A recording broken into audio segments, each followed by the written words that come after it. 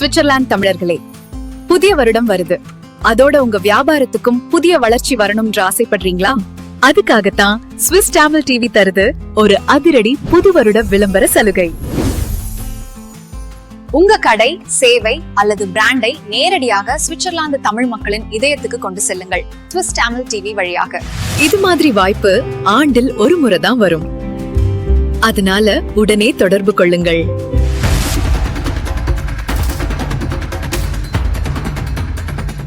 வணக்கம். நீங்கள் இணைந்திருப்பது சுவிஸ் தமிழ் டிவியின் இன்றைய இரவு நேர பிரதான செய்திகள். செய்தி ஆசிரியர் தேவா மதன், வாசிப்பவர் AS பாரதி. விரிவான செய்திகளுக்கு முன் தலைப்புச் செய்திகள். சுவிட்சர்லாந்தில் முதிய பெண்களுக்கு எதிரான வன்முறை அதிகரிப்பு, வெளிவராத பல சம்பவங்கள். சூரிச் ரூம்லாங் பகுதியில் இரவு நேர வன்முறை, கத்திக்குத்து காயங்களோடு ஒருவர் மீட்பு. சுவிஸ் பெற்றோர் அறிவியலில் மகன்களை விட மகள்களை குறைவாகவே நம்புகிறார்கள். ஆய்வில் வெளியான சுவாரஸ்யம். வீராங்கனைகள் உடைமாற்றும் அறையில் ரகசிய கேமரா, சுவிஸ் நடுவர் மீது அதிர்ச்சி குற்றச்சாட்டு. கிரவுண்டனில் 9 மாதத்தில் 189 பண்ணை விலங்குகள் ஓநாய்களால் வேட்டை. சூரிச் லிண்டாவில் சொகுசு காரில் தீ, யாருக்கும் காயமில்லை, ஆனால் பல லட்சம் பிராங்க் சேதமென போலீசார் தகவல். சுவிட்சர்லாந்து வாழ்த்தமிழர்களே, செப்டம்பர் 23 முதல் மருத்துவ காப்புறுதிக்கான புதிய கட்டணங்கள் மாற்றமடைந்துள்ளன. உங்கள் மருத்துவ காப்புறுதியின் பழைய கட்டணத்தை ஒப்பிட்டு பார்த்து எம்முடன் தொடர்பு கொள்ளவும். உங்களுக்கு பொருத்தமான காப்புறுதியை தெளிவான விளக்கத்துடன் மலிவாகச் செய்து தருகிறோம். சுவிஸ் அரசினால் அங்கீகரிக்கப்பட்ட காப்புறுதி முகவர் VTS பினான்ஸ். சுவிட்சர்லாந்தில் உங்கள் வீட்டுக்கு தேவையான அனைத்து விதமான நவீன இத்தாலியன் தளபாடங்கள் முதல் பூஜ்ய அறை அலுமாரிகள் வரை மிக குறைந்த விலையில் பெற்றுக் கொள்ள வேண்டுமா? அப்படியாயின் மாடர்ன் மேபல் நிறுவனத்தை நாடுங்கள். தவணை கட்டணத்தில் பெற்றுக் கொள்ளும் வசதி, சுவிட்சர்லாந்து முழுவதும் இலவச டெலிவரி, பொருத்துதல் கட்டணம் முற்றிலும் இலவசம். இதை விட இன்னும் என்ன வேண்டும்? தொடர்புகளுக்கு அழையுங்கள் 04 76 817 88 55. தொடர்பென விரிவான செய்திகள். விண்டத்தூர் நகரின் 12வது மாவட்டத்தில் லூக்ஸ் வீசன் டிராம் நின்றிடத்தில் அருகே வெள்ளிக்கிழமை இரவு 8 மணிக்கு 59 வயதான ஒரு பெண் டிராம் மோதி காயங்களுக்கு உள்ளாகியுள்ளார். முதலில் அளிக்கப்பட்ட அவசர சிகிச்சைகளுக்கு பிறகு பெண்ணை நடுத்தர அளவிலான காயங்களோடு மருத்துவமனைக்கு அனுப்பியுள்ளனர். இதனால் டிராம் 9 சேவை 2 மணி நேரத்துக்கு நிறுத்தப்பட்டது. சம்பவத்தின் உண்மையான சூழலை தெரிந்து கொள்ள சூரிச் நகர போலீஸ் விபத்து விசாரணை குழு சம்பவ இடத்துக்கு அழைக்கப்பட்டது. பொது போக்குவரத்து சேவை வழக்கமான முறையில் நடாத்துவதற்கும் பயணிகளின் சௌகரியத்தை உறுதி செய்வதற்கும் சூரிச் பொது போக்குவரத்து குழுவின் குறைபாடு கண்டறிதல் அணியினரும் சம்பவ இடத்துக்கு வந்தனர். சம்பவத்தில் பல அவசர சேவை வாகனங்களும் காத்திருந்தன. இந்த சம்பவம் நகரின் பொது போக்குவரத்து பாதுகாப்பின் முக்கிய தன்மையையும் பயணிகள் கவனத்தையும் மீண்டும் நினைவூட்டுகிறது. போலீசார் பொதுமக்களுக்கு டிராம் வழிகளில் விழிப்போடு நடப்பதை எச்சரித்துள்ளனர்.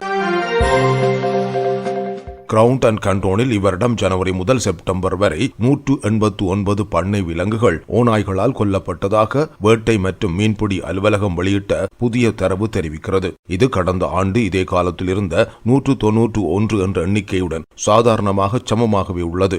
கிரவுண்டனின் பெரிய இறை தேடிகளுக்கான பொறுப்பாளர் ஆர்னோ புரோஜர் கூறுகையில், கடந்த ஆண்டு சில ஓநாய் குழுக்கள் கட்டுப்பாட்டு நடவடிக்கைகளில் அகற்றப்பட்டன. அதேபோல் சில குட்டிகளும் கொல்லப்பட்டன. ஆனால் இவை உண்மையில் எவ்வளவு தாக்கம் செய்துள்ளன என்பதை பல ஆண்டுகளாகவே அறிவியல் மதிப்பீடு செய்து பார்த்தால்தான் புரியும் என்றார். இதற்கிடையில் கண்டோனில் ஓநாய் குழுக்களின் எண்ணிக்கை குறையவில்லை. புதிய குழுக்கள் உருவாகிய பகுதிகளும் உள்ளன. சில தெற்கு பள்ளத்தாக்குகளில் முன்பு இருந்த ஓநாய் குழுக்கள் தற்போது குழுக்கள் என வரையறுக்க தேவையான ஆதாரங்கள் இல்லை எனவும் அவர் கூறினார். மேலும் லோஸ்டல்லோ மற்றும் புரூசியா பகுதிகளில் 2 தனி ஓநாய்கள் இயங்கிக் கொண்டிருப்பது உறுதி செய்யப்பட்டதாகவும் தெரிவிக்கப்பட்டது. கரடி பற்றிய தரவும் வெளியிடப்பட்டுள்ளது. இந்த வசந்த காலத்தில் 47 தடயங்கள் காலடிச்சுவடு பதிவு செய்யப்பட்டுள்ளன. 2 கரடிகள் ஒரு காலத்துக்கு கிரவுண்டனில் இருந்தது உறுதிப்படுத்தப்பட்டுள்ளது. சமீபத்தில் சேனஸ் அருகிலும் இதனுடைய சுவடுகள் கண்டுபிடிக்கப்பட்டுள்ளன. இந்த கரடி இங்கு குளிர்கால உறக்கத்தில் செல்ல வாய்ப்பு இருக்கிறது என அதிகாரிகள் கூறுகின்றனர். ஆஸ்திரியாவில் பெண்கள் கால்பந்து அணியின் வீராங்கனைகளை மறைமுகமாக வீடியோ எடுத்ததாக குற்றச்சாட்டொன்றில் விசாரணைக்கு உள்ளானவர் சுவிட்சர்லாந்தின் பெயர் பெற்ற ஒரு நடுவர் என ஆஸ்திரிய ஊடகங்கள் தெரிவித்துள்ளன. பிளிக் வெளியிட்ட தகவலின்படி SCR அல்ட்ரா பெண்கள் அணியின் உடைமாற்றும் அறையில் பல ஆண்டுகளாக ஸ்பை கேமராக்கள் பொருத்தி வைத்திருந்ததாக சந்தேகிக்கப்படுகிறது. அந்த காலத்தில் அவர் அந்த அணியில் நிர்வாக பொறுப்பிலும் இருந்துள்ளார். இதுவரை பெறப்பட்ட தரவுகளின் அளவு அதிர்ச்சியை ஏற்படுத்தியுள்ளது.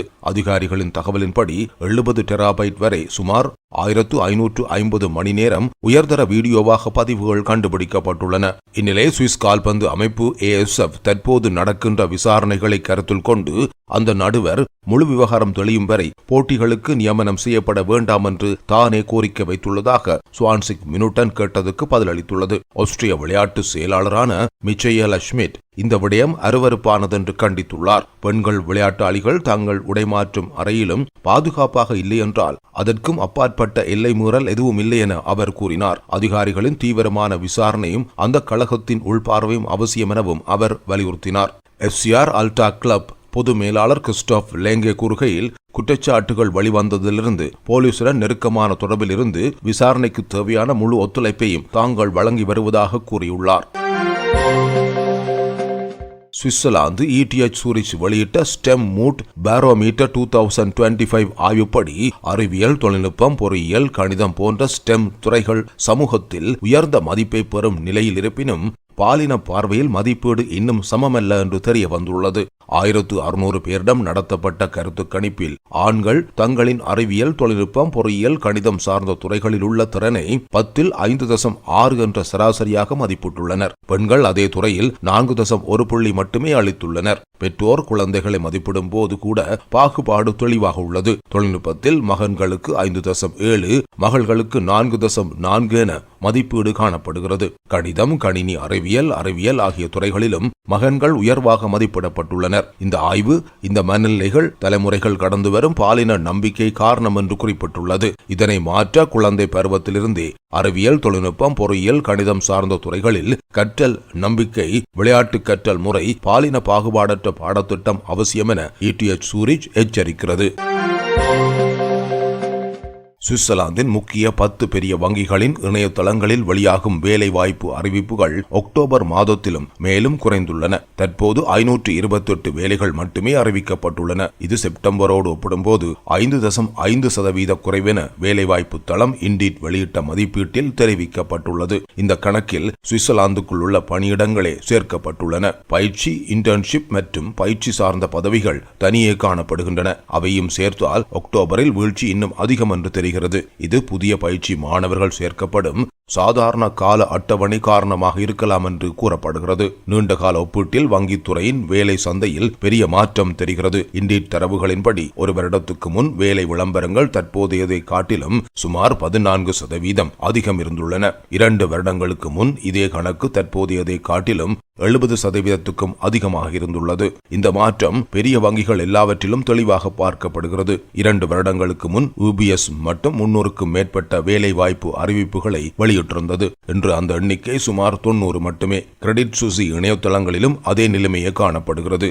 சுர்கர் கேண்டோனல் பேங்க் மற்றும் போஸ்ட் பைனான்ஸ் ஆகிய வங்கிகளும் 2 ஆண்டுகளுக்கு முன் இருந்ததை விட இப்போது சுமார் பாதி அளவுக்கே வேலை அறிவிப்புகளை வெளியிடுகின்றன. தற்பொழுது மிக அதிக வேலை அறிவிப்புகள் இருப்பதாக கருதப்படும் ரைஃபைசன் வங்கியிலும் 2023 இறுதி காலத்தோடு ஒப்பிடும் போது சுமார் 75% அளவுக்கு குறைவாகவே அறிவிப்புகள் உள்ளன. சுவிட்சர்லாந்து வங்கிகள் உலகளாவிய டிஜிட்டல் மாற்றம், ஆட்டோமேஷன், நிதித்துறையின் மறுசீரமைப்பு போன்ற செயல்முறைகளில் தீவிரமாக ஈடுபட்டு வருகின்றன. இதன் விளைவாக பாரம்பரிய வங்கி பணியாளர் தேவை மெல்ல மெல்ல இறங்கும் போக்கே கடந்த 2 ஆண்டுகளாக தெளிவாக காட்டுகிறது. ஒரு சிறிய விளம்பர இடைவெளியின் பின்னர் செய்திகள் தொடரும்.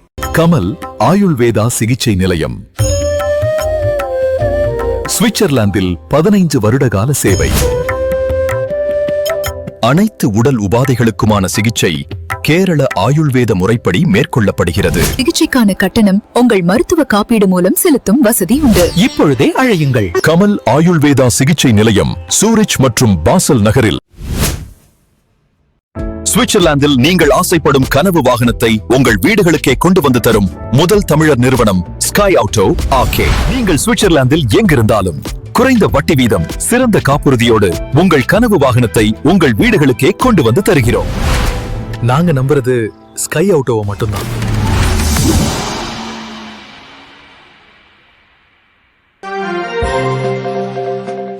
சூரிக் கேண்டோனில் உள்ள லிண்டாவில் சனிக்கிழமை மதியம் ஏற்பட்ட வாகன தீ விபத்தில் யாரும் காயமடையவில்லை. ஆனால் 100,000 சுவிஸ் பிராங்கை கடந்த அளவில் பொருட்சேதம் ஏற்பட்டதாக உள்ளூர் அதிகாரிகள் தெரிவித்துள்ளனர். சம்பவம் மாலை 4:30க்கு பிறகு நடந்துள்ளது. தனது கார் சாலையில் நிறுத்தப்பட்டிருந்த போதே தீப்பற்றியதாக ஓட்டுநர் அவசர அழைப்பை செய்ய சூரிச் தீயணைப்புத்துறை உடனடியாக சம்பவ இடத்துக்கு வந்தது. கார் சில நிமிடங்களில் முழுமையாக அணைக்கப்பட்டதாக கூறப்படுகிறது.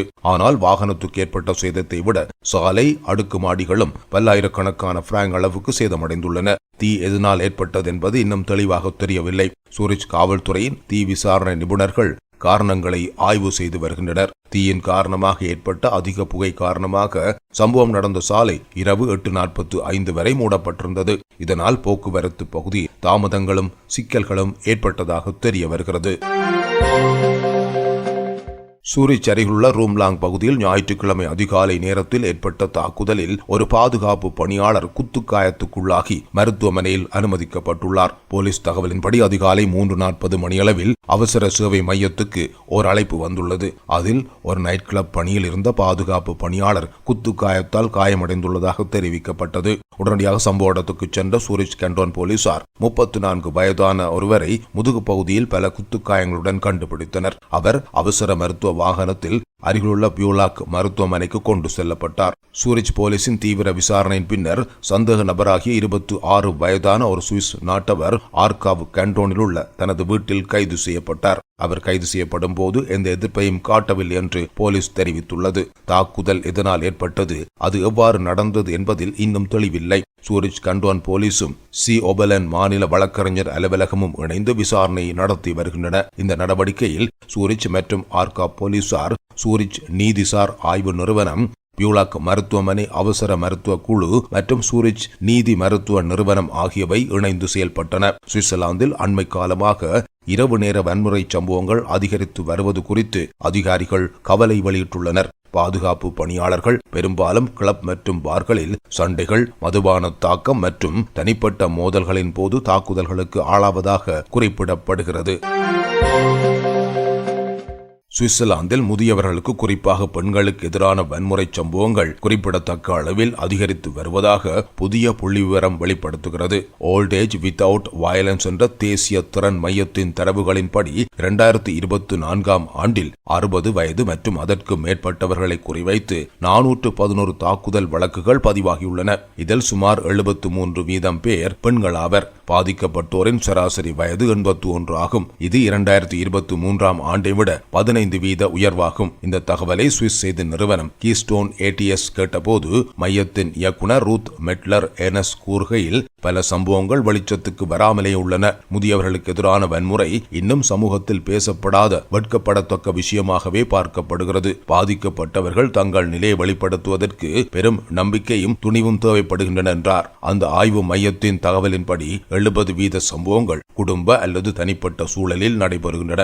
மேலும் 29% சம்பவங்கள் முதியோர் இல்லங்கள் மற்றும் பராமரிப்பு நிறுவனங்களில் இடம்பெறுகின்றன. தாக்குதலாளர்களில் 80% பேர் நெருக்கமான சமூக வட்டாரத்திலிருந்தே உறவினர்கள், வாழ்க்கை துணை, நண்பர்கள் அல்லது பராமரிப்பாளர்கள் வந்தவர்கள் என்று கூறப்படுகிறது. முதிய பெண்கள் குறிப்பாக வயது, பாலினம் மற்றும் அதிகரிக்கும் பராமரிப்பு தேவைகளால் அதிக அபாயத்துக்குள்ளாகின்றனர். அவர்கள் தன்னிறைவை இழக்கும் போது பிறரின் முழுமையான சார்பில் வாழ வேண்டிய சூழல் உருவாகிறது. இதுவே பல நேரங்களில் வன்முறை அல்லது சுரண்டலுக்கான வாய்ப்பை அதிகரிக்கிறது. சுவிட்சர்லாந்து பாலின அடிப்படையிலான வன்முறையை தடுக்கும் இஸ்தான்புல் உடன்படிக்கைக்கான 2வது இணை அறிக்கையில் முதியவர்களுக்கு எதிரான வன்முறை குறித்து விழிப்புணர்வு நடவடிக்கைகள் முன்னேற்றம் கண்டுள்ளதாக மதிப்பிடப்பட்டுள்ளது. ஆனால் அதில் முதிய பெண்களுக்கு எதிரான வன்முறை என்ற பிரிவே தனிப்பட்டதாக குறிப்பிடப்படவில்லை. முதியவர்கள் என்ற பொது பெயரில் மட்டுமே அது சேர்க்கப்பட்டுள்ளது.